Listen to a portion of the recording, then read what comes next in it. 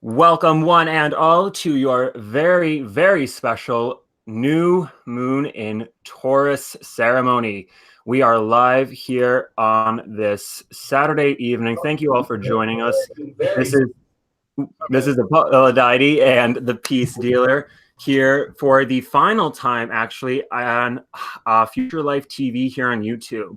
So by the next time, so quick note before we officially begin, by the next new moon, or rather full moon ceremony, we will be on a new platform. It will likely be on highvibe.tv. So if you have not checked us out there, we have officially moved from Future Life to highvibe.tv. We are all over there. And so you're going to want to check that out if you are still hanging around Future Life, because we're officially migrating over.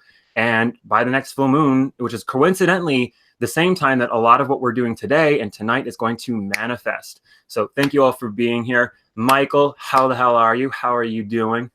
I feel an energy change. It's subtle, but it's like all my bumness is like integrating. It's like I'm closing that chapter. Oop, hold up. Gotta let someone in real quick. Actually, I feel great. I feel really great. I feel like the maintenance man just came in, but I feel like ready. I feel ready to go. I feel motivated, energized. This new moon is on my Venus, so I'm getting grounded in my heart. And yeah, please. And also, it's pretty inspiring. On top of that, I also feel like a whole new and have you felt this too, Tim? Like a whole greater facet of myself is ready to protrude and really, take over. Oh yeah. And I think in anime standards, of course, you and I, we could talk about it forever, but for the people back home, this is sort of like in the anime Hunter x Hunter, if anyone's familiar. Basically, we are at the point now, we are all officially getting ready to go on our first mission without our hand being held. This is like the real deal shit. Oh, you are 100% on point with that. I feel that. It's like we got to make the executive decisions now. And yeah, we are big kids. We are all grown up now, and I think this is tying in with this Taurus energy of growth, because this isn't stuff, this isn't overnight stuff that we're developing. This is stuff that we've worked for such a long time. And this is a very interesting new moon, since this is the first one with Uranus and Taurus. And so when Uranus was in Aries, that was really the portal for self-discovery. And now that it's in Taurus, it's where the value starts to ground in. Not to mention, we've got a lot of planets in feminine zodiac signs, let alone Saturn in its rulership, Neptune in its rulership, and Jupiter in its rulership. So this new moon, I think, is honestly bringing the best of the best. Because if you think about any other new moon in Taurus, it can't get more better than this. It literally mathematically cannot get more precise than this. So I think this is why a lot of people are really feeling this. This time around, it's serious.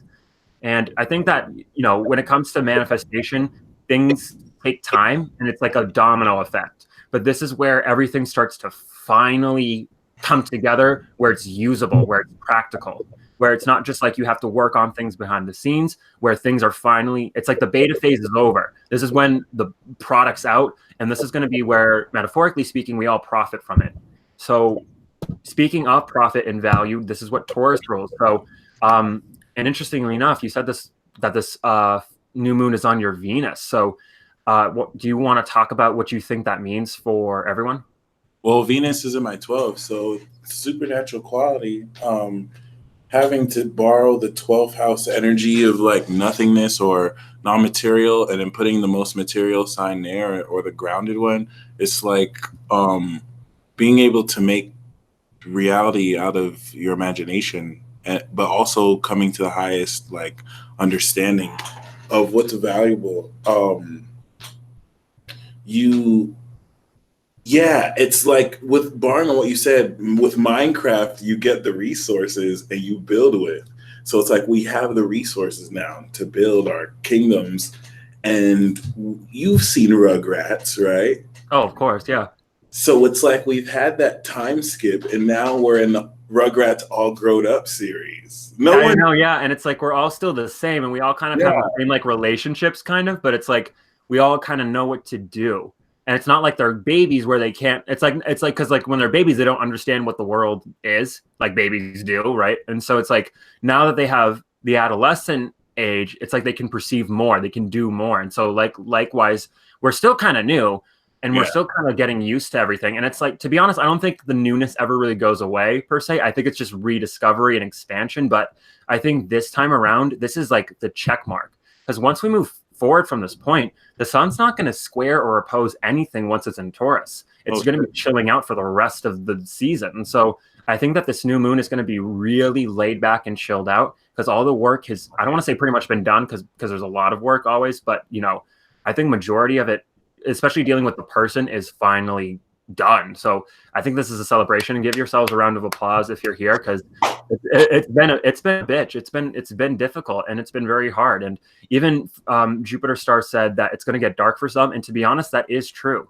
If people don't live in their light, they're just going to get suffocated by the darkness. And so, as kind of, you know, sad as that might be, it is, you know, important to put that out there. And we don't have that much fire in the air. We have Jupiter and Sag, thankfully, holding everything together. But come December, that's going to be over. So I think that it's very important that everyone soak it up now and don't be afraid to live and enjoy life and have fun, because number one, you deserve it.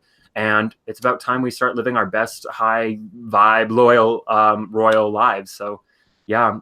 So I think that this is timing up very, very well. Not even just in general, of course, but even for us, you know, transitioning from future life to high vibe. And so this is a big, you know, transition for everyone, but it always talks about your worth, and it always talks about your value. So remember that your value cannot necessarily change. You can never go back on your value, if that makes sense, because you can always improve, but going back isn't always the best thing to do. So there is an element of difficulty to this, but I think that it is going to get better over time.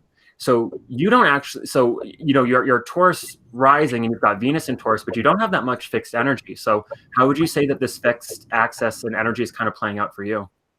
It's definitely playing out in a position to focus my energies, especially as a Gemini, where like I could be focused on so many different things at once. It's allowing me the ability to literally ground all my ambition and let me know where I want to take things. And you're right, I don't have fixed energy. I have Pluto and Scorpio, but I don't have Aquarius, I don't have Leo. So I'm definitely starting to know what's valuable. And I feel that Jupiter energy too. I was feeling like, damn, I want to experience this fun and like bask in the sunlight. Did you ever expect that Rugrats Grown Up series to come out? I think it took everyone by surprise when it did. And I feel like that's Uranus in Taurus. It's like, yep, really unexpected positive developments. Oh yeah, out of nowhere. And it's funny because it was a good ass show too. It wasn't even a bad show. It was just different because it was like the same characters, but now they're all like, they're literally all grown up. They're like in like teenage situations. So it's kind of interesting. And it happened like, obviously, so I think it happened like, it was like 2000, 2001. So growing up at the time, I was only like 6 or so when that show came out. So it's kind of crazy to think about it. But it's because it's like, and even like that kind of ties in because I think the other day you were talking about, you know, Pluto Scorpio. What a coincidence that, and then how interesting how Uranus is now opposite the Pluto Scorpio generation. And now this is going to be accelerating and growing so much supernatural power. And this is within everyone, of course. But I think that for the Pluto Scorpios, I think that this is really going to be a shifting point. And there's going to be this, you know, kind of the playing field is going to be leveled. Uranus will tear up everything if it means getting to the truth or getting people closer to enlightenment, as we call it. So I think that this is going to be a really good new moon, but this Uranian element is so unpredictable. It's funny because it's in Taurus, the sign of tradition. So it's like you have to kind of expect the unexpected, but at the same time, you can't expect anything at all. Yeah. So, yeah. And to borrow off on what you said, you know what I mean? Like the Pluto and Scorpio generation had to deal with the King Kungs while Uranus was in Aries. So it's like our intensity was clashing with the power of making people sensitive as hell because they take themselves way too seriously. And now it's leveled, man. It's like we can finally build with this thing. So I'm happy. I'm super happy. I'm super proud to be a Pluto Scorpio. For the Pluto Libras, this is king kunxing them. So they're going to be able to transform their entire world and control every facet of it. And this is just like you said, it's like we are making the executive decisions. It's like we get to choose what we want to do, even for people who are way past adulthood and have already lived this. They're reliving it now because it's giving them the opportunity to do the same thing on a whole new climate where they didn't have technological advancements that we had. So I'm excited. You're excited. What do you feel about Neptune and Pisces as your moon's there? What are you feeling? Because it's definitely... Well, in the next few years, I'm definitely expecting some sort of like dementia-like symptoms, some sort of Alice in Wonderland opioid type shit, and it's going to be natural too. It's not even going to be like it comes into my system. It's just going to be natural, and that's kind of the weird part. But that's not going to be for, I think it's like 2023 that happens or something like that. But anyway. And I'm officially considering that my Neptune return, considering that you have to be 160 or so in order to get one. So I'm considering that my moon Neptune conjunction is my official Neptune return, but that's just me. But with this energy, and especially since Jupiter, as it retrograde, actually squared my sun, which was interesting. And now that it's moving backwards, getting ready to square Neptune again, I think that this is bringing out a lot of it's the best and the worst. And Pisces is a paradox because it deals with everything and nothing at the same time. And so I think that a lot of people, it's magic coming out to its fullest extent. So no one has ever really seen this before. And yes, we've had Neptune and Pisces before, but I believe that was the last time. I don't think it was the last time, but the time before that, it was the Salem witch trials, and that didn't end so good. And so I think that this time around, this is when magic finally gets it, or not even magic, but people finally get it. And considering that this is the only time that in our entire existence that we know of, at least for a very, very, very long time, that we've got, Jupiter squaring it with Saturn in its rulership, all three Titans in their rulership. And then we had Uranus not too long ago, which is pretty uncommon. And with this South Node Pluto-Saturn conjunction, I think that this Pisces lesson, especially with Neptune, is learning how to understand when it's like if Pisces shows you that everything that you believe in is a lie, will you still believe in it? And I think that there's this great separation from what to be honest, I don't want, it's like Mercury, for example, was in Pisces for the longest that it could possibly be. And so since Mercury represents our human perception, it's like we've had to let go of everything that we thought was possible. Because it's like Jupiter and Neptune are playing with Mercury like putty. And so it's like it's completely at the mercy. And once we move into late May and later into Virgo season, we're going to have Mercury square and oppose both of them. So this is bringing out a mutable T-square that we're never going to see again in our lives. Yeah. And so I think that this new moon right now, and especially with this Pisces energy, is what is the most valuable life you could ever possibly live? And it's asking for the greatest life possible. It doesn't care about the money. It doesn't care about, it's not possible. See, Pisces and Sagittarius hates whiners because it's like with all due respect to Gemini and Virgo, they're like, what do you mean you want me to jump out the window? I'll die. I can't fly. And they're such buzzkills. And it's like, oh, wow, you're going to be that. And I don't we're only risking our life, I mean, it is what it is. And to be honest, and this isn't just to sun signs, because my Sag friend, it was fun. And the other day we were in Best Buy and he needed a new stereo for his car. And I'm like, oh, let's just go to the stereo section. We'll find which one that you want, which one looks best, and then it will manifest. And he's like, no, I don't want to do that because I don't have the money for it. I don't know how it's going to come into my experience. I don't want to think about it. And yes, he has a Virgo moon. There you go. But it's like, that's what I'm here. Because it's like my Pisces moon's here to teach him, like, hey, your reality is a lie. And it's like, it's like every time that people it's not to judge, because Mercury is kind of our saving grace in many ways. But at the same time, it's like, how do you tell Jupiter and Neptune they're wrong? it's like imagine if you were a messenger for a god and a goddess, and it's like the messenger was like, no, that's not the right message. I think it's like this. I think that people will understand it better if you do this. And then it's like the messenger doesn't get it. And I think that and this goes for everyone, not just Gemini or Virgos, but it's all about letting go of what you think is possible, letting go of what your reality is limited by, because our brains can only work in so many different ways, and it is kind of limited hardware. But the fact of the matter is Pisces and Sagittarius doesn't care. And at the same time, it can be a catch-22 because Sag and Pisces speaks through symbol, and it's not something that you can English. It's not something that can be written down. It's not something that can be put in a manual. And so we're all having to learn our magic without, ancestors. Because if we had the same ancestors, that we had way back when, for everyone throughout every culture, we would probably still be connected. But this time around, I think that with Uranus here, the message is we can take the modern day, I'm going to say, I guess, privileges and use them to incorporate with nature, since Taurus does have that Earth Gaia-like vibe. And I think that this is literally, heaven meeting Earth. This is sort of like this meeting ground of spirit and matter. And so I think that a lot of what this energy is, and poor Mercury, because it kind of rules the understanding of matter and how it relates to spirit. But if spirit is saying something in a way that you can't understand, maybe it's not meant to be understood. And I think that it's when people start to think, oh, life has to be this way and that way. Not going to lie, Virgo's favorite word is should, which is kind of a damnable word. And so I think that it's okay to live a certain lifestyle, but if you believe that it's the only lifestyle that is the right way to be, as opposed to the right way to be for you, which is holy, it can get chaotic. So I think that this is bringing out some really new age shit, some really powerful new beginnings for everyone.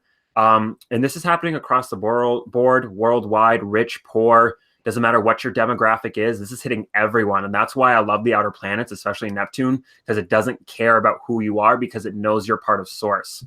And so, yeah, this energy is very, very intense, but I feel like it's also very calming. I do feel a sense of calmness as well. Maybe that's just me, but I think that we are all starting to learn how to get comfortable with our Nen and with our energy. Yeah. And so it's a transition, and I want to encourage everyone that it's not an overnight process, but it does have permanent success. So no matter what short-term complications you might feel, it will be for everyone's best benefit. So I'm curious, how do you think that this is going to be affecting everyone on a more social sort of level? Great question. When you were talking about Virgo, I can feel them rolling their eyes every time you even though I agree somewhat. So, what was that? Oh, for sure. Yeah, sorry. Yeah. Shout out to Master Jax. I see Master Jax is in the building. Shout out to Jax Atlantis. There he is. Oh, there he was. Yeah, that's right. Yeah. He is the high vibe vanguard right now. Like, if y'all got a problem with high vibe, we got a double Libra in the building. So don't even play 8th house. Anyway, yeah. I think it's amazing socially how this is gonna play out, because we have the strength and power of uniqueness by our side. So it's like certain things, it's barring a lot off what you said. I'm so glad you said that, because I could be very guilty of that as well. And I definitely consider myself heterosexual, but I'm gonna co-sign Mariah. Jax is the handsomest in high vibe. Jax is like our Libra charmer. So we just kind of got the swag dripping. I'm Gemini, so I'm biased. But other than that, I see you smiling, Tim. Other than that, we have this strength and uniqueness on our side. So it's like certain rules and guidelines that have been established, like, you think you know it all, or, no one usually can do this. So for you to bring it up would be irresponsible and kind of like unrealistic. But it's like, people have claircognizance now, right? People have developed that so much greater. And socially, you're having to find a way to, probably by keeping it secret, but overcome very like crazy dynamics where in the process of doing that, you don't suppress your gifts, right? Where your gifts can sometimes be offensive because spirit is telling you to comfort someone socially who needs to hear your message, and they immediately react like, oh, why do you think you know everything? Like, well, I don't need this right now. I need to do something real. And it's like, well, this is a new age, honey bun. Like, something real is this. Like, you need to humble yourself and receive this message. And like, even though it doesn't have to be unsolicited or like helping, that was just like an example, but it's with Chiron and Aries having us push forward and do the taboo things, be the unconventional people that we are, whereas before it was like we had to apologize for doing that, and now it's like, nah, this is literally what it is. Like, we're in a position to inspire kids and show them the next way. In fact, the most important part about Uranus transiting, because what we're establishing right now is the very first Uranian cycle. Like, I think it was was Uranus, and well, let's look at it. I'm pretty sure we established it last year. Yeah, last year. No. Last year, during Taurus season, nope. Uranus was in Aries. Uranus was assuredly in Aries. So this is the very first Uranian cycle that we are establishing in Taurus. And these cycles last a year. And kind of like every year you pay a bill or you re-up on your contract. This is the very first Uranian cycle. Everyone's cognitive experience of like how to ground their physical reality is that much more on point. We've upgraded our firmware, and every time Uranus starts a new cycle, the generation that is the youngest generation evolves. This is where they get their coming into age to prepare them for their Saturn return, which prepares them for adulthood. So we're talking about the late Pluto Scorpio, Pluto Sag generation, who this is King Kong Sing, because Pluto Scorpio got theirs while Uranus did its Aries transit. And it's going to be different because these new generational kids are not slouches. Like, nope. Everything from Pluto Sag and beyond, it's God consciousness. Like, they're being born with the automatic connection to the divine. And whereas you could suppress us, you can't suppress them. And, it's going to be very exciting to see how that plays out, especially you as a fire sign, you trying that Pluto Sag specifically. So I know you can see what's to come. Oh my God. I was just going to say, do not give these kids a goddamn inch. They know what they're doing. They're not fools. They are not dumb. They are not stupid. They are not... Don't give, because it's like, treat them with respect, but don't let them take shit, because these kids are not anything to play with. These kids are here to change the world. You've got like 12-year-olds. I saw like a thing on Twitter when I was, right before the stream, that was like a 12-year-old who was filling potholes in his community with dirt from his own yard because he didn't want the community to look bad. And I'm like, oh, it should have been the town's job, but that's neither here nor there. But it's like, you've got kids out here taking initiative. Like, that's what matters. You know what I mean? But these kids are pretentious, but I mean, it's arrogance. It's arrogance to the highest. That's because they know what level they're at. So it's like they're learning how to ground. They're learning how to integrate that with human experience, but still like have to be like, hold on, we're on the upper echelon than you guys. You guys had to deal with like sexism and slavery. Like we don't have to deal with any of that. Like, oh my God, I know, pretentious little shits. But I remember I had this one conversation. I'll never forget this one conversation, and I'm sure I'm gonna get. This like it was probably some like, I don't even want to say spy, but some like shit post of a joke. But I was at my friend's house, and like this kid who was. He wasn't even Pluto Sag. He was Pluto Cap. This kid is like, must have been like 5 years old. So he was born. That's like what, like 2012. But there was like a little fire pit, and I sat over, and he was just like a kid, like minding our business. And he just kind of sat over it, and it was just me. So he just kind of sat there, and he was saying something, and he was just looking at the fire. Wasn't even looking at me. And he said, "You do the same thing as my mom." And I'm like, "Yeah, what's that?" "Go crazy." And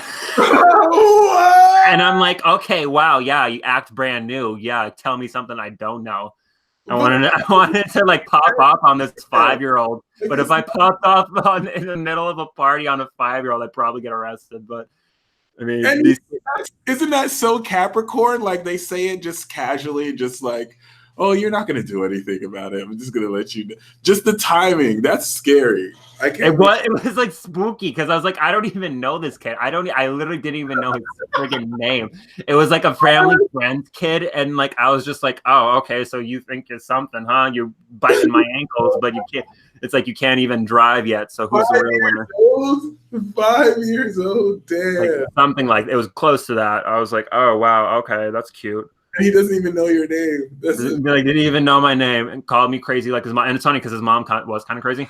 But I'm like, at least I'm aware of it. Wow, rude. Don't give me any credit. Talking to your Pisces moon right there. I know. I'm like, oh, you're trying to read? You don't think I'll cut you to filth, little 5-year-old? My words. It's like, I will make you cry, you 5-year-old little brat.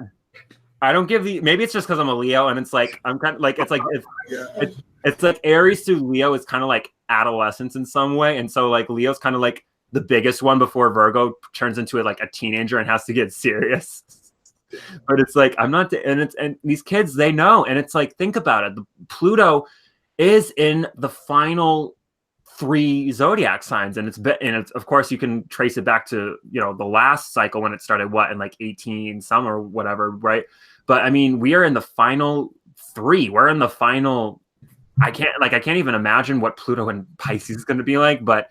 I mean, like this is also wrapping up Pluto Capricorn. And once we move into 2020, this is all moving into Aquarius, where it's going to be even a new generation, a new set of rules, a new game to play. And it's going to be crazy because it doesn't get simpler. It gets more expansive, which is good because it's better to have, an ever expansive DLC than some sort of bull crap, McDonald's game or some crap. You know what I mean? Remember when N64 dropped initially? Girl, don't you even try me with that. Changed the whole game. Like video games were not the same after that. Like this is a game changer completely. And really? I'm so excited. And I was thinking about this the other day, and I'm so glad that you brought that up, because think about N64, PS1, Xbox. These were the first generation of devices, technology that was able to create a 3D simulated environment where you had a character that you can control. And I mean full 3-dimensional. Because remember, this didn't happen until the technology got better in the 90s. And we are the first generation. We are the beta testers of the 3D realm, right, so to speak. And so it's crazy to think that, we growing up with this stuff didn't even think anything of it. But it's like, and it's funny because you were the one who showed me that like anime of all things is like low key like programming, and not even it's good programming, right? Because there's good and bad, but it's like it's good training simulators for like the nerds and the weeaboos and the otakus to rise up and reclaim their lives from when we were tormented in junior high and called lame, when we're going to be the ones that save the day. It's going to be crazy. So can I break that down a little bit? Yeah, please do. You can do it better than me. It's super wild, the whole metaphysics of like anime and anything sci-fi, because if you think about it, we watch them as kids, but who writes those shows? People in the generation above us. And then anime and anything like sci-fi or anything like that is specifically Piscean, because you're having to incorporate your imagination, your subconscious, and then draw in like these mysteries, whether factual according to a system or not, and share your story. And you have some that are like weird, you have some that make no sense, you have some that are legendary. So it's just like you just mentioned right now, like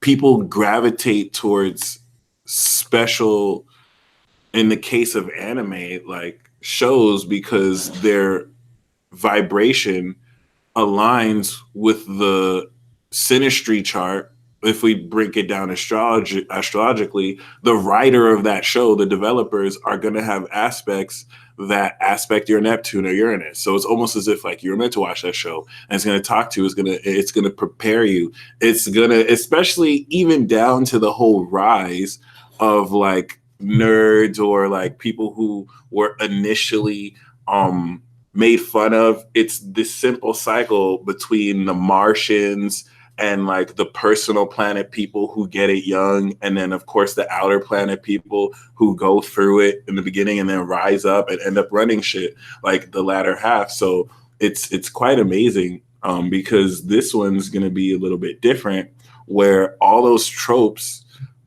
the whole fundamental landscape of like everything that's been happening for decades, just the reset button getting hit. It's literally like we have to start a new template from scratch. And it's not like a whole new template from scratch, because we'll have the wisdom of everything up until now. But it could be almost frightening to have more power and responsibility than you ever thought you would have, especially focusing on what you want versus having the Orange Academy, especially having to like be responsible over nations or populaces of people just because you're in that age range and you know someone who knows someone, or you're just given that responsibility.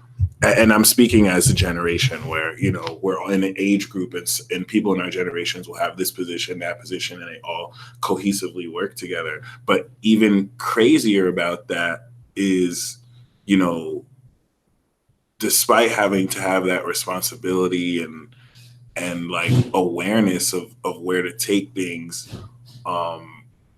there's a deeper essence of how powerfully you also get to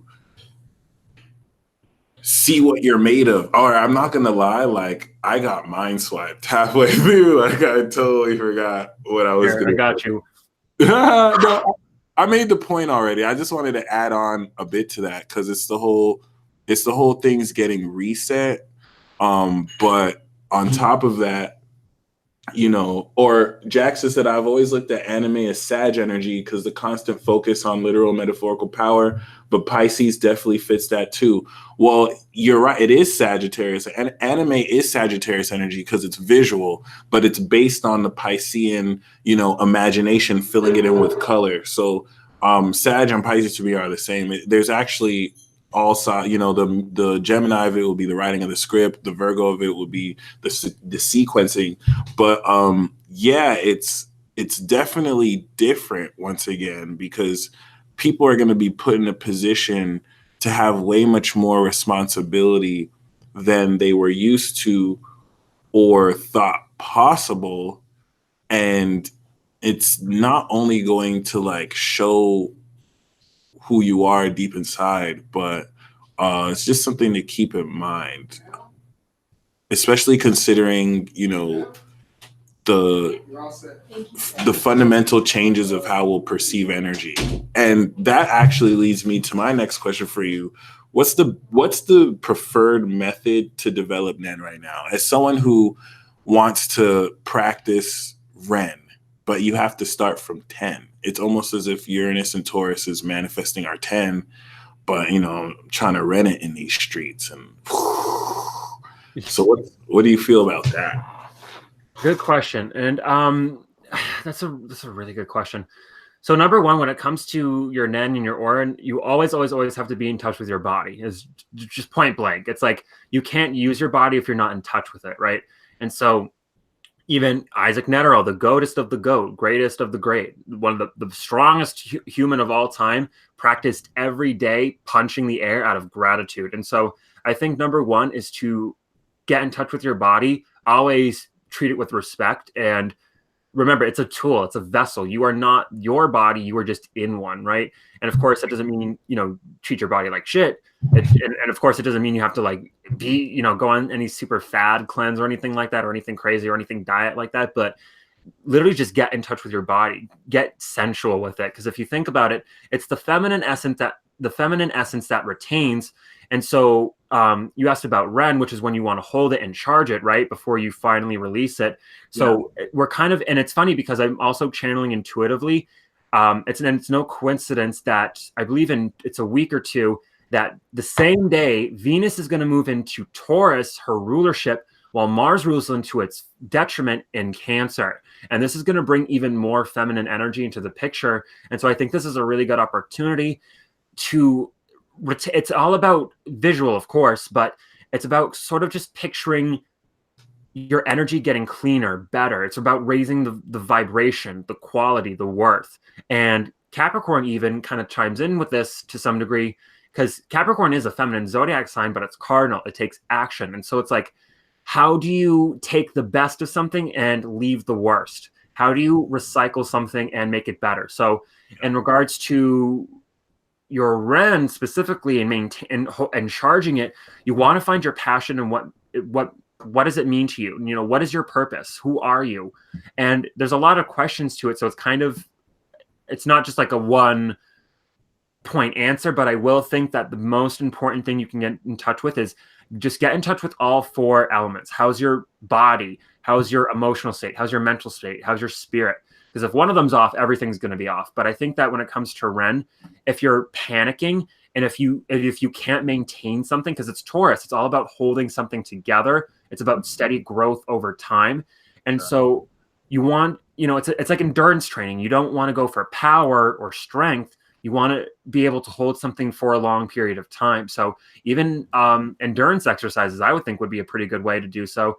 Cardio as well. I don't know, many people are probably sighing and rolling their eyes, but I mean, Leo does rule the heart, and the heart is kind of the heart. The heart is the soul and the space for Hatsu. It's this place for your chi, and it's where everything circulates and develops. So when you strengthen your heart physically, literally, you strengthen your spirit as well. And so I think that, and to be honest, you kind of said at the beginning, it's about, or it might have been the other day, but honing your body. And again, it doesn't mean you have to be a triathlete. It doesn't mean you have to be, perfect. But if I could recommend even exercise, the most basic exercise anyone could do is just simply walking 30 minutes a day, not even consecutively. You can break it up, and there's a video on YouTube, so feel free to Google it. It's like 30 minutes walking or something like that. But regardless, it's so important to get rid of the crap, because it's like if you have a crappy aura and if you have crap in your life, you're just going to manifest crap. And so you have to find a way to separate the things in your life that don't work. Especially since this is Taurus, physical things, even values, traditions, even especially a lot of traditions are starting to die, thankfully. Ones that aren't allowing for proper change, ones that aren't allowing for things to fully grow and develop. And so even in religions, this is considered heresy. This is considered diabolical. This is considered something abhorrent, something that should be potentially punished. So I think that there's a lot of newness to this. And so even I can't recommend a one size fits all model, but I think that if you can get in touch with your character, and remember what Uranus and Aries was all about, and then just maintain that, because you don't have to when it's Taurus, you don't even need to add on to anything. It's just having the value. And even with that Venusian aspect, it's about manifesting and drawing it in back to you. So it's about holding on to something rather than just releasing. Because remember, this is before the release. I think we can arguably say as Cancer or maybe Leo, but regardless, here in Taurus, this is about maintaining. And it's like a pressure cooker. You have to let it build up, the pressure, in order for you to get the diamond, Taurus. So that's hopefully that answers your question. If you have anything to add on.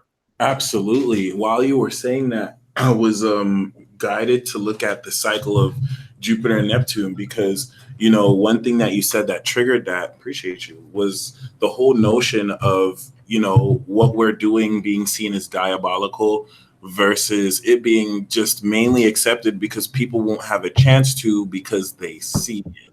So given what I do, that's the reason why I've had traction. Not everyone who's started watching me was on my side or, gung ho. Some people thought I was fucking crazy. They would be like, what is this dude talking about? And it wasn't until they saw in their lives the context for what I was saying, it helped them really believe it. And I really like the heart soul analogy. The heart is the doorway to your soul, and your spirit is harnessed through your mind. So, connecting your mind and heart connects your spirit and soul. The thing with this, though, when Neptune squaring Jupiter is huge, because this is a closing square. It's going to conjunct 2022 in Pisces. And last time it conjuncted was Aquarius, 2009, 10 years ago. And so the whole purpose of that cycle, which we're closing right now, is to teach humanity the science of magic. Right? Jupiter, Neptune, Aquarius laid down the foundation. The cycle started. Shout out to Big Empress Energy. So Neptune moved into Pisces as Jupiter went across its cycle.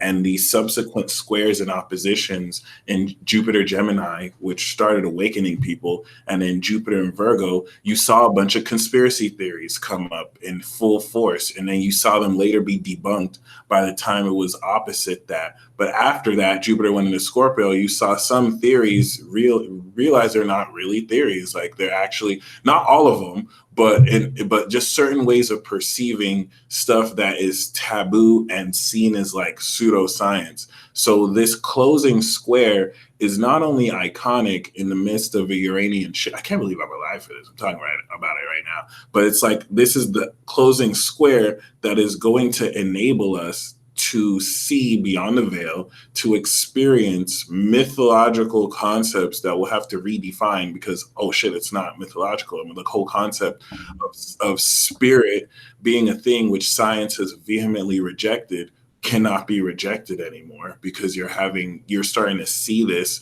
with advanced technology, which Jupiter and Neptune and Aquarius instituted. So from now until 2022, we have that master conjunction at the end of Pisces. The closing square to the conjunction is our ability to break through and see magic, literally.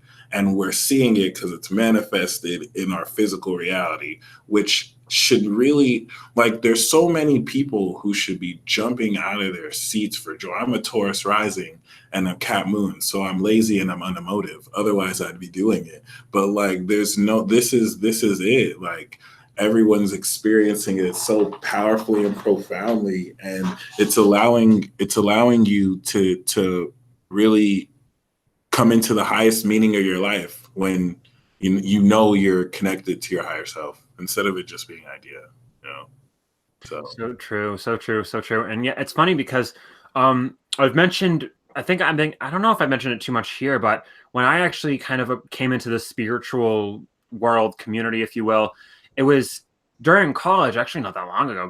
Crazy to think. I think it was actually Jupiter and Leo that really kind of sparked things off for me personally. But that being said, when I approached astrology and when I approached spiritualism, I approached it from a skeptic.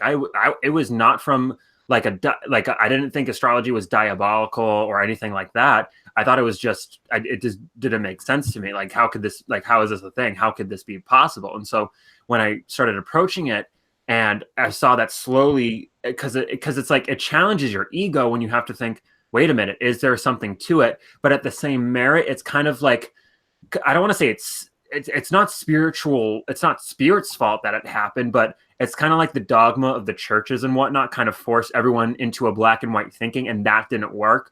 And so I think that it's both sides kind of realizing that they're wrong. But I think that when it comes to this kind of like the skeptic perspective, it can always be convinced, but if someone's believing in a dogma that they refuse to think otherwise, they cannot be convinced. And so that's the dark side of Sag Pisces, where it's like someone believes something so incredibly, they're not open to a perspective change. And so I think that everyone's going to have to kind of deal with ego shattering, whether that's someone realizing that, hey, the Catholic Church probably doesn't know the answer to enlightenment, or it's even like, hey, just because we know how atoms and supernovas and crap are formed doesn't mean that it necessarily proves how the universe was made or what the purpose or the meaning was. And so I think that a lot of people across the board are starting to realize that, oh shit, like there's something unorganized, because spirit is unorganizable. And I think that's what a lot of people are starting to realize, where science, of course, can measure and observe things, but it can't necessarily prove in that regard. But likewise, spirituality, or quote unquote, more appropriately, religion without proof or methodology properly is just as bad, because it's just blasphemy and lies. And so I think that people, life is hermetic. Life is back and forth. There's a duality to everything. And so I think that in this regard, especially with the Jupiter energy, it's like it's coming out of the woodwork 110+%. It's not dicking around, right? It's like this is as reality bending as I could make it, right? And so I think that this Jupiter Neptune square is really bringing out the best and the worst. And so it's kind of like when you shake up a bottle. Like, it's like if you had a bottle, right, and you filled it with water, sand, and oil, that's going to form 3 different layers. But if you shake it all up, initially it's going to be a shit show, but then it's going to settle out. And so I think everything's settling out now. And it's almost like, metaphorically, the spiritual is like rising to the top, if you will. I don't want to say like spiritual people are better, but it's like there is going to be a perspective hierarchy, quote unquote, where if people either get it or they don't get it. And whatever that, and it's like you either believe in magic or you don't, because like life is never black and white, but human perception is. It's mercurial, it's hermetic, it's back or forth or at the same time, you know what I mean? Yeah. So there's that. And Jupiter star said, yeah, a lot of energy is being cleared, and that is true. I think that it's wiping the slate clean. It's like, what would you it's like, imagine going through life but then never, it's like going through everything you have up until this point, but it's like if you never changed, if that makes any sense. It's like you could not get to this point to value and to maintain that value unless there was a solid growth. And so I think that this Jupiter Neptune it's not marking the end of growth, rather sort of like this new age of infinite growth.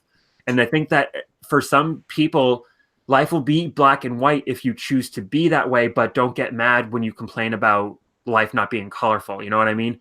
And of course, no one can believe something unless they experience it. And the only way, when I was a skeptic, the only way that I believed was through seeing astrology work, seeing how my chart was read and how it translated to me.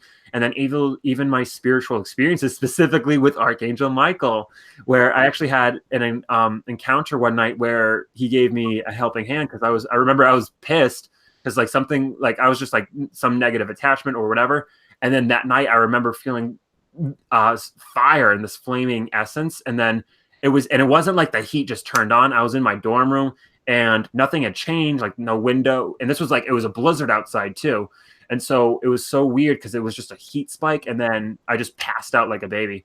And then that was really a hallmark point for me. Wow. But it didn't come from someone convincing me or selling me something, rather than I took the journey on my own and I found the answer. And so I think a lot of people have to go on the journey right on their own if they haven't gone through already.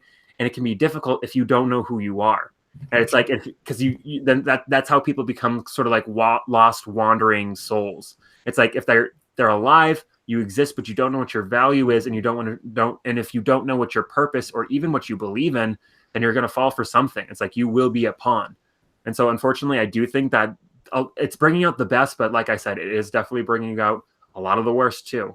Well, you know that like less than 30% of people in the world believe in what we do, subscribe to what we do. And I mean, that's still a lot of people that do. Like 30% of the world is a fuck ton of people. But there's still so many people who are still divided with their religious systems.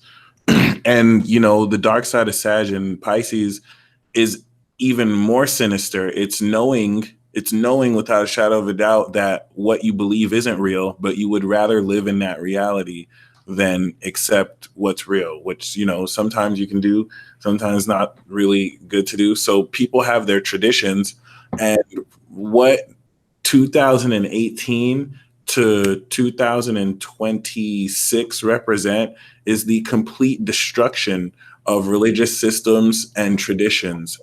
People don't realize, I mean, there's a coincidence. It's not a coincidence that it's churches getting bombed, mosques, churches, like it's coming through in both negative and positive. The church turnout for any religious institution when we were kids is not like it is now. Significantly less people go to church now than they used to. The club is their church now, like just a place where people can join and like release and have fun, and then do this whole monotonous 9 to 5 Monday through Friday illusion of working to make a living. All this is dying. Like by the time we step in 2026, it's a whole new dawn, and we are the ones who are responsible for. We're the ones who have to carry the burden on that, and no one's going to tell us what to do. No one can advise us, because we kind of have to come together and not kill each other in the process. So, I mean, I think that's kind of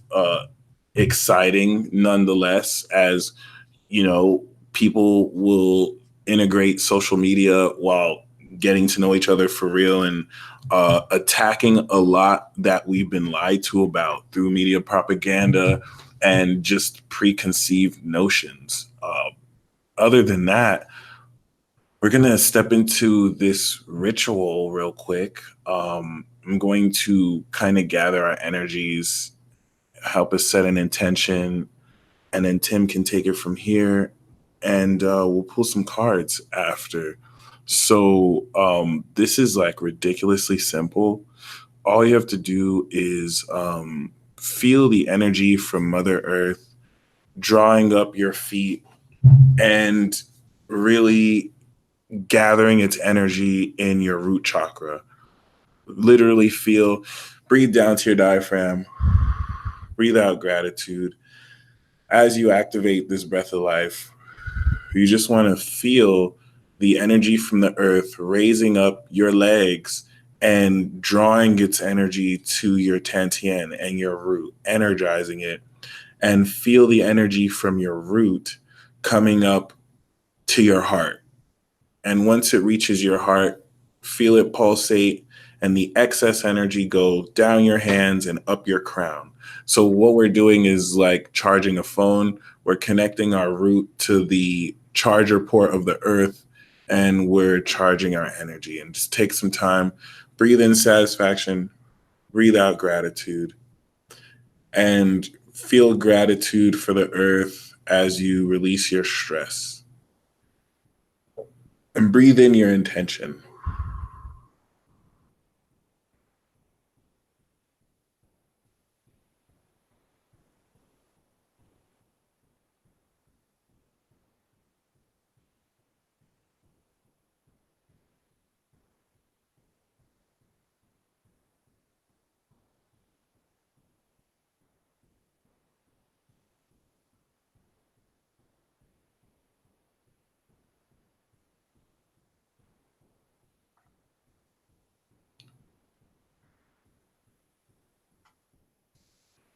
And after you've done this for a while, you can take your time. But after this, all you have to do is feel the energy come to the palm of your hands and put them together, or just more so represent your decision and intent. That was actually perfect, I'm not gonna lie. It was a needed state break. But you want you want to focus the energy to your hands and set the intention appropriately for what you want to build. Like normally we do more complex energy exercises. We're drawing the energy up from the earth, drawing the energy from your root to your hands. And what you want to do is to take this energy you've built. You can do it anytime during this transit and make something. Plant a seed, literally. You can go to a garden and put the intent in your hands, in the seed, plant that seed and grow something. Or basically what I'm saying, the next half of this ritual is to do a project. You know, you could write a poem and channel that energy. You can make a song. You can do anything. Of course, if you're going to do something that's going to grow, you can take this ritual and invest in some stocks, because you want to do something ideally that's going to grow over time. That's how Taurus works best. But you can do something quick too. Writing a poem would be more a Gemini ritual. But anything that you want to build physically and materially, take this energy that you draw from the earth, channel it through your hands, super simple, just like Taurus is, and then pour that energy into what you're doing. Kudos if any of you can get a plant, and plant a seed, because that'll be lit. Or if you're going to apply it to the work you do. So yeah, that's all I got. Perfect. That was well said. So that's actually a good idea. Everything that he said, I would heavily reject, not reject, but accept. And I think that would be a very good idea to create something. And what I think I want to do for my section is I want to everyone to pick an object, and it doesn't have to even be a physical object, but a symbol, but a physical one at that. It has to be something physical. It can't just be like a line or something, and could be a stone. I'm actually going to use this little stone right here. The name is actually escaping me, but regardless, this stone is going to be almost like a focal point or whatever. It can be anything. It could be a piece of tape. I don't know. It could even be your body itself, but if you're not familiar with Ren and the notion of aura, this can be a really good way for you to channel and practice that. And what we're going to do is this is going to be a symbolic gift to yourself. This is literally you getting a gift for yourself as well as for your higher self, which is now officially integrated in, especially since this is the new moon, the first new moon cycle with Uranus and Taurus, our higher selves grounding in, and so or grounded in. And I think that by picking a focal point visually, it can help with a lot of this energy. So this is more so for people if they have difficulty with it. Otherwise, you could use your body. And what we're going to do is with that intent that we had and that we have planted, because like Michael said, it has to be something that grows over time. So it could be you developing yourself, could be a business, could be finances, could be your health, could be anything. And so just take another minute if you need to get back into a good sense of breathing. Whatever is right for you. You can even write this down on a piece of paper too, if you'd like, and use the paper as a focal point. It literally could be anything. And that's the point, is it can be anything, but it has to be related to you. And so there is no right or wrong answer with this. I'm literally, from this point on with the ceremonies, you might notice that they're a little bit more almost like bullet points, but that's just because that's kind of the energy. It's about really adding to your needs and what is right for you. So just take a few minutes to continue to breathe in.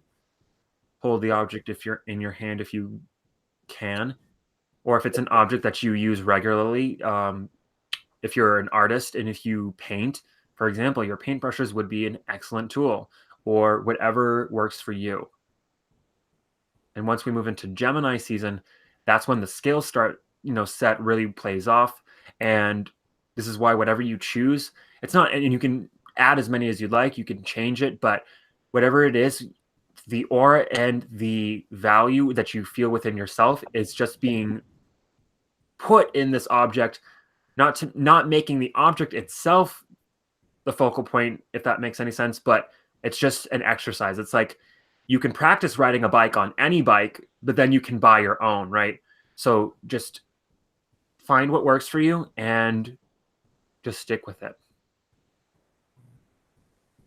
And so if you have your object in hand, it's really just as simple as feeling your aura as you would normally.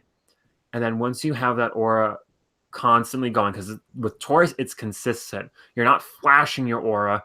We're going to be building it up. It's sort of like defense as opposed to attack. And so feel the aura within you. And now, and this is where it gets a little bit tricky, but it's almost like how sometimes if something's wet, it drips one drop at a time, or even like in an hourglass, only so much sand can escape at a time. And so that's kind of what you're going to want to do with this exercise.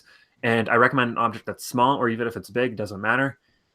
You want to just sort of, if it's in your palm, imagine the aura not flooding from you into the object, but some of it slowly but surely entering it to the point where it will balance out and equalize with your own aura, where it's indistinguishable.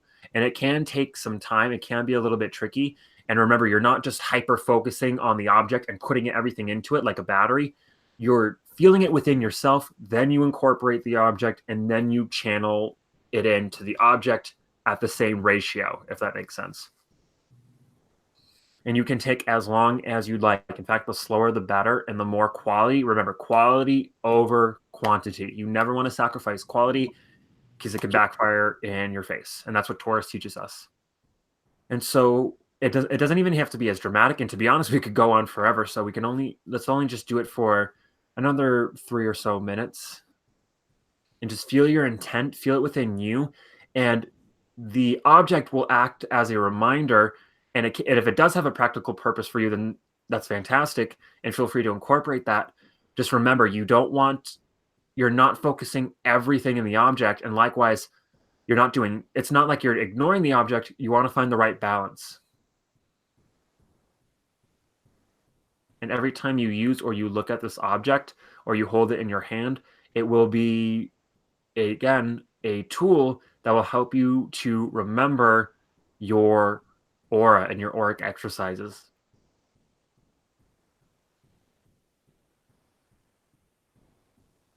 And with that connection to the earth, don't be afraid to use this Gaian energy as a grounding agent, where even electricity needs to be grounded, otherwise it can't be used properly. And so feel this Gaian-like energy, which can be admittedly a little bit dense, but it's grounding you in and insulating you so you don't lose your aura as well, because Taurus wants to retain things. And so in order to retain your aura, you have to hold on to it.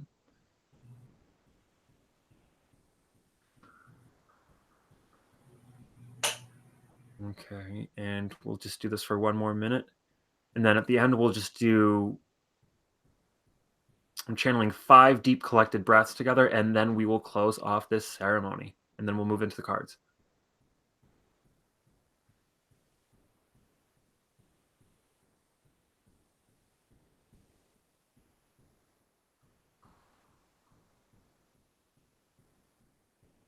All right, so we're going to exhale, and then we're going to breathe in for 5 seconds, hold for 5, and exhale for 5. And we're going to do that 5 times each.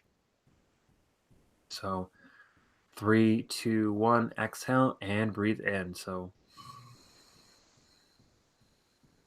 hold.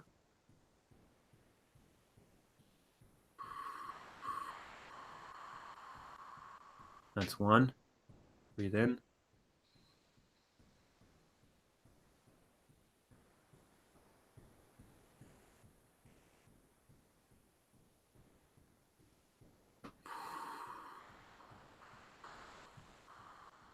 2.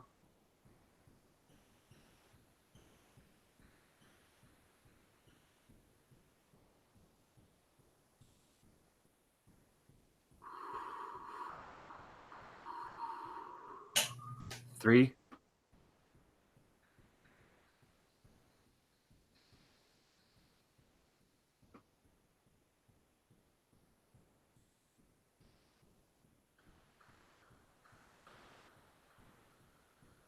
4.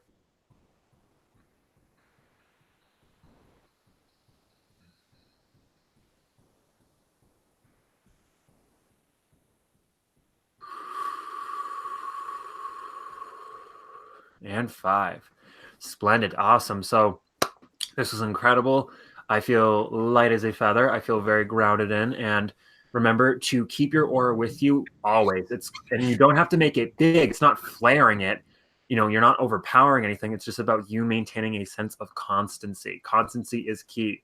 And even if it's a little bit, it's better than nothing at all. So yeah, so this has been awesome. Michael and I are now going to move into the cards for the zodiac. Cool beans. All right, I'm gonna go really quick get my cards. Do this. Let's just do each. I'm gonna go right into the next talk too. Looks pretty perfect. All right.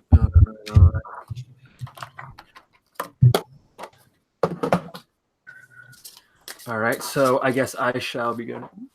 Yes, sir. All right, so Overlord. What's that? Overlord 3.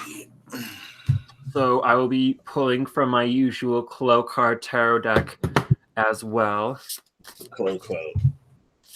And so beginning with Aries, for you, I feel like this new moon is going to be very powerful, Aries. This is going to be a lot of new fruit, a lot of new abundance. And the card that we have is the Fly card. So new times for you to be soaring, new times for you to be moving to something bigger, something better. And I feel like this is your value really speaking for itself, and you finding an opportunity to really express yourself in a very bold, new way, but that's also very calming and soothing. Aries, we have the Emperor for you, which is the Aries card. Fully claim your authenticity and your power. And this has to do with you reaping off the discipline you put over your life. But the message I'm getting for you, Aries, is own your worth. Like, don't let people shortchange you. Don't let people feel like you're a little dude or a little like girl. Like, let them know I run things. True. So for Taurus, since this is your new moon, this is all about you, baby. This is all about you manifesting great abundance and everything in your life that you want. And we've got the glow card. So this is a confirmation message.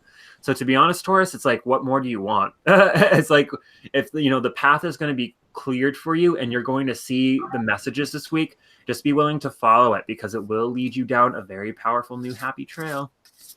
Taurus, for you, we have the Emperor, which is saying to own you. Like, Aries is going to own their worth, but Taurus, you're having to own who you are. It's also talking about you manifesting the next level of your authority and power. So congratulations. Right on. Gemini, ooh, we've got the big card. So for Geminis, I think that this is going to be a very interesting time to see how many things that you may have forgotten about finally start to evolve and come to its greatest condition yet. It did require a little bit of faith, but it's starting to work out. And the big card is talking about big reward for the little investments that you've sowed over time. Gemini, what we have for you is the Death card. It's all over. It's actually more talking about total transformation. You, over the next cycle, are going to be unrecognizable by the time we step into your new moon. And it's a type of instant shift transformation that brings overnight change, even though people may not notice that you've been working on this for a while. So, the Wicked Witch is dead, Gemini. That's all I have to say. Amen. Yeah. So for Cancer, ooh, similar to Aries, we've got the Fly card. So I think that for Cancer, this is going to be a new opportunity for you to get really, really social. Don't be afraid to make new friends. I think the Fly card is really talking about you exploring new social circles, new social situations, but it might require a little bit of faith, but it will have long-term results. So if you can find at least one person that you can maybe express, even a hello to, it might have a sort of ripple effect where you could meet a lot of very important friends. Cancer, for you, we have the Four of Wands, which is like social celebration. You're going to be more respected by people in your community.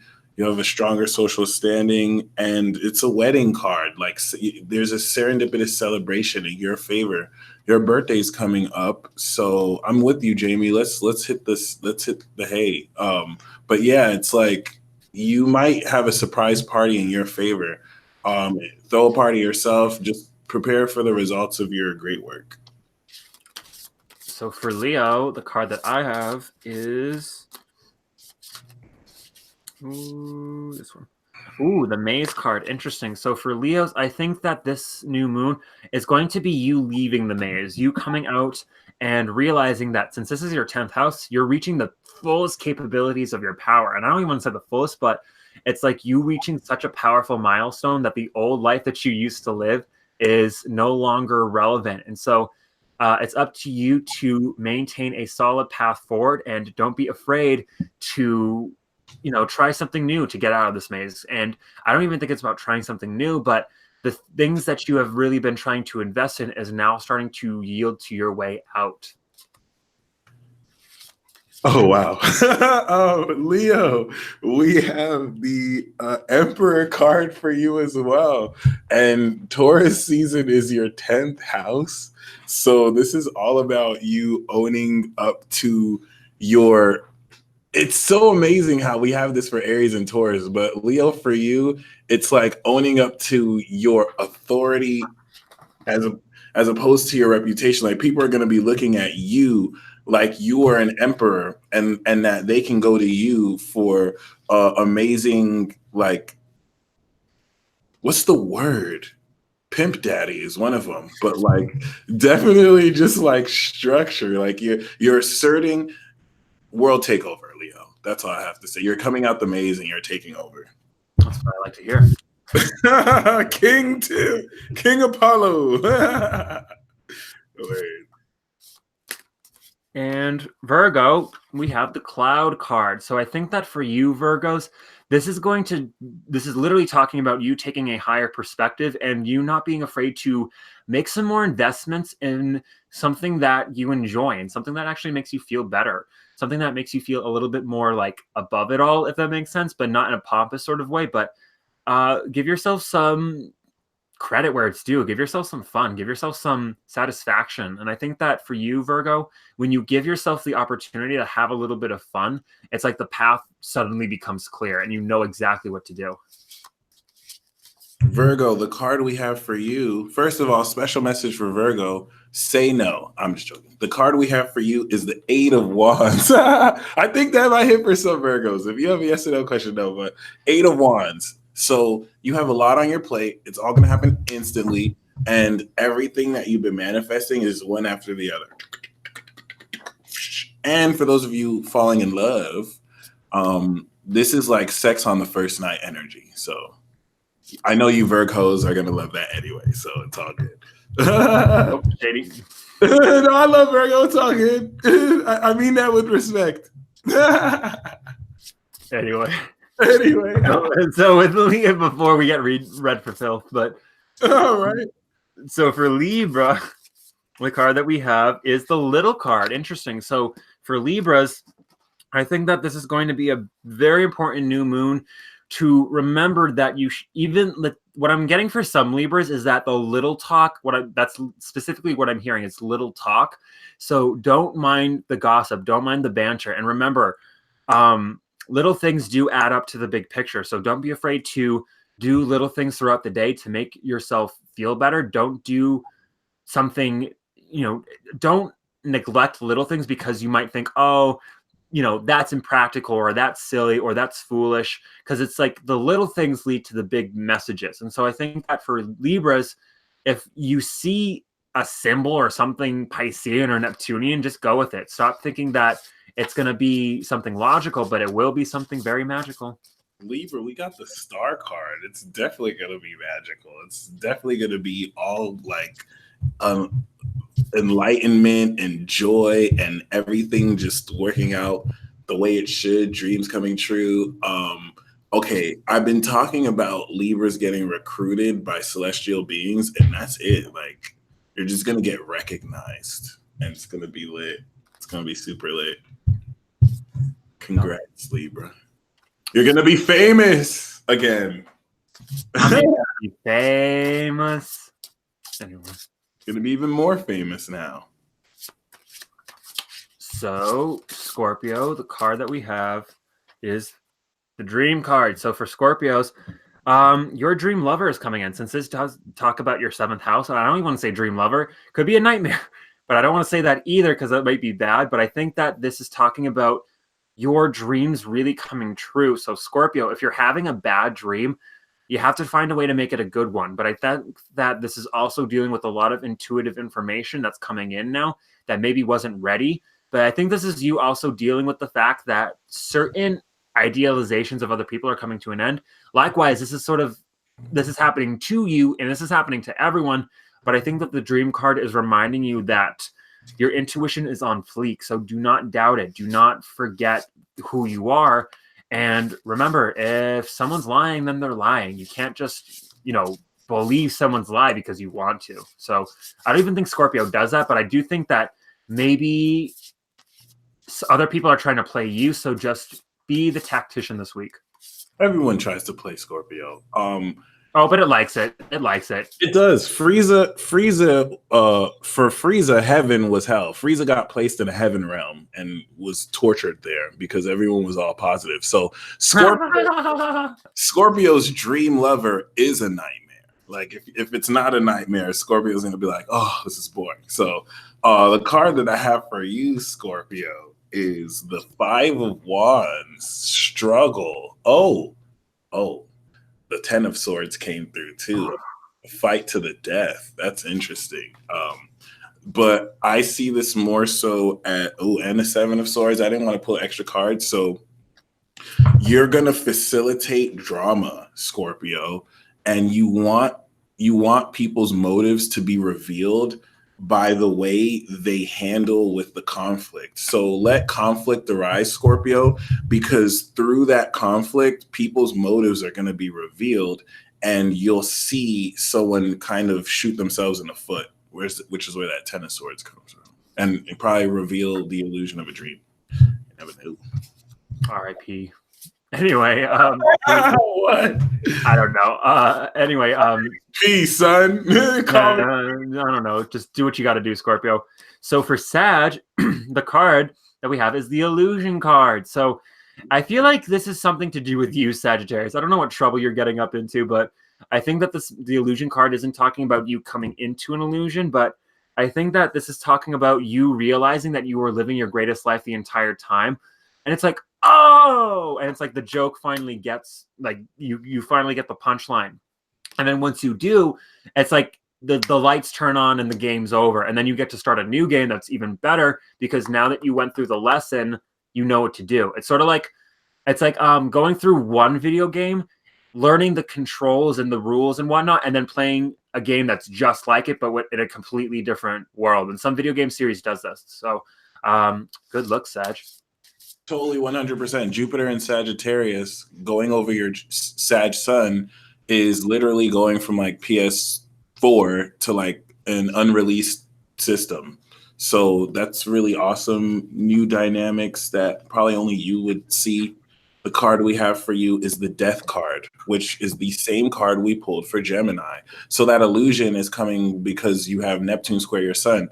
And it makes sense. Gemini and Sagittarius are getting the Death card because we're perception. We're how people can like see what is and understand what it means. And all of that is transforming because the system, the software and the hardware is transforming.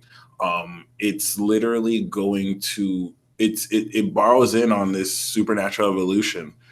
And so, yeah, everything that's kind of been in your way is going to die and just kind of make way for this new cycle, which is awesome. Right on. And so for Capricorn, the card that we have is the Dash card.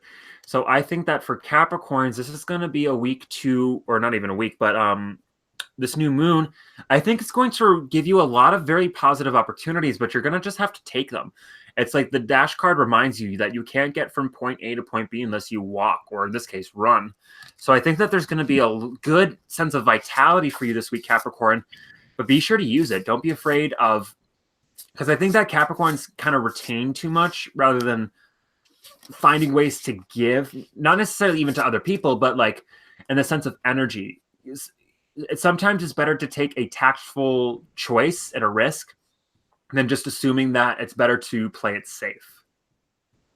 And we have the Devil card, which is Capricorn, talking about more so using the message I get is in order to deal with deceptive people, you want to use deception. Two wrongs don't make a right. But the energy I get here is like, if I needed to go into the underworld right now, I wouldn't go to a straight edged cop who doesn't really know that template. I would go to someone who is very familiar with how that's done and they have good intentions. So they'll know who to ask. They'll know what to look for. And Capricorn, it's saying to, no matter how cool people seem, expect that they could manipulate you. And you can't bullshit a bullshitter. You can't manipulate a master manipulator, which is you, Capricorn. So keep that in mind. Like, be aware of that tendency within you. The theme, the two words of Capricorn is I use. So like, it's what you do, and just be mindful. I'm getting it's a good card, but you just don't want to be finessed. Very true, though. Very, very, very true. It's like you wouldn't look for a librarian in a TV studio. Sort of like that. Anyway, I don't know. That was a weird reference, but anyway. Librarian knows some stuff, but I don't know. But anyway, for Aquarius, we got the change card. So I think that for you Aquarians out there, this new moon is going to require you to really shift your perspective, where it's like, okay, you're not a human. Get it through your system. And, it's one thing if you want to play the game, but at the same time, it's like, you have to be careful if, because Clark Kent can't turn into Superman in front of everyone. And so I think that for a lot of Aquarians, you just want to be observant this week and make sure that you're not being deceived. It's kind of similar to kind of how Capricorn got that message. But I think for Aquarians, just be aware that when you change, life change. And this is true for literally anyone. So just be aware that sometimes the shifts that you might take part in might not affect you right away, or at the very least not in your conscious experience, but you might feel it. So just go with the flow as best as you can. We have the High Priestess for you, which is talking about divine and mystical revelations that are going to occur in ways that align the synchronicities and signs you've been seeing with the cosmic order of the flow of energy. So just prepare for supernatural things to happen at a deeper quality, like, talking to ghosts. True. Ooh, nice. And so for Pisces, we have the Sword card. So this is interesting. So for Pisces, you're going to want to make sure that you really focus your intent, because you have the most to gain, arguably. But at the same time, because of your nature, it can be difficult to focus and pinpoint on one thing. But, the sword is one solitary object. So it's like, okay, if you could only hit one target, what would you hit? But at the same time, know that whatever target hits is your best interest, but you have to put your willpower into it. So don't be afraid to make a decision on this new moon, Pisces, because your truth is coming out. And the more magical, the more that you believe in magic, the more magical you become, the more magic everything is. So don't be afraid to be the forefront. I feel like the sword is a little bit of initiative and a little bit of sort of responsibility, but it will yield to fantastic results and changes, Pisces. Pisces, we have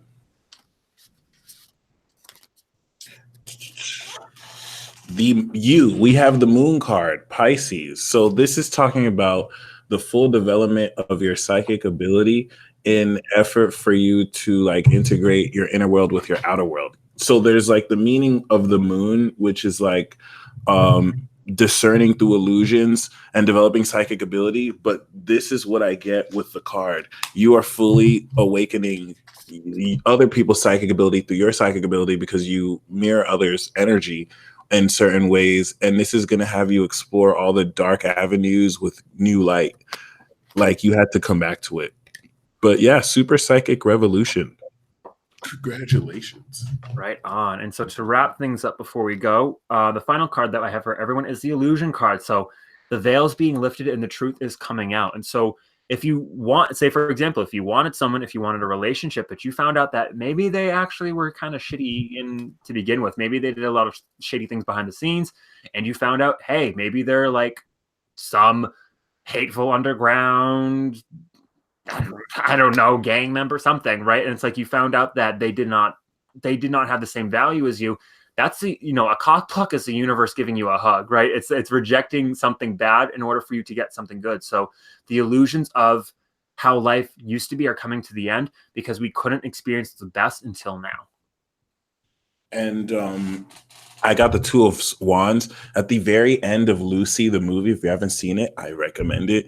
She compiled all the truth of existence in a flash drive, and she said snarkily, like, well, now you have all the knowledge of the universe. It's up to you for what you're going to do with it. And that's you. This is it. You are going to manifest everything that you've ever desired, and now you're being put in a position to what you're going to do with it. Like I said before, like some of you are going to gain so much more responsibility than you ever thought possible, and that's like more money, more problems. But have fun with it, and congratulations. So yeah, we're going to conclude this ceremony here. Thank you for taking part, and you stay blessed as always. Awesome, everyone. Thank you again. And don't forget, we are officially on highvibe.tv. So if you haven't checked it out, you can hit it up on the URL. It's literally highvibe.tv, and you can check us out there for our content. We're going to be officially launching some even more greater, bigger stuff. And this is where the full moon, new moon ceremonies are going to be heading. So we want to thank you all for being here. It probably won't happen again on this channel, but we will let you all know. So follow us on there for our new adventures. Thank you for being a part of this legendary new moon in Taurus. And I hope you all have a lovely night. Take care. And always remember that only love is real. Bye, everyone.